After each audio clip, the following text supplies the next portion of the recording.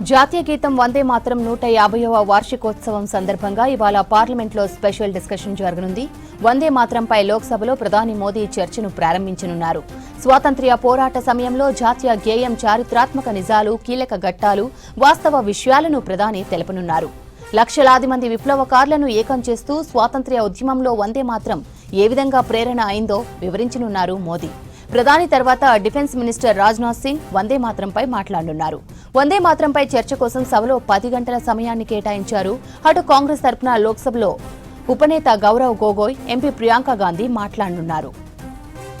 లోక్సభ చర్చ తర్వాత వందే మాతరంపై రాజ్యసభలో రేపు చర్చ జరగనుంది. ఎగువ సభలో హోంమంత్రి అమిత్ షా చర్చను ప్రారంభించనున్నారు. అమిత్ షా తర్వాత కేంద్ర మంత్రి జేపీ నడ్డా మాట్లాడనున్నారు.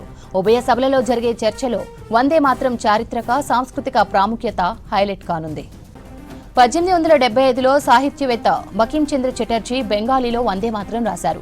1882లో మొదట ప్రచురించిన ప్రసిద్ధ నవల ఆనందమఠంలో రాశారు.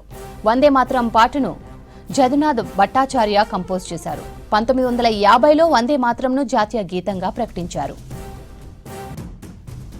ఎన్నికల సంస్కరణలపై లోక్సభలో రేపు ఎల్లుండి చర్చ జరగనుంది. ప్రత్యేక సమగ్ర సవరణ, ఓటర్ల జాబితా సహా పలు అంశాలను డిస్కస్ చేయనున్నారు.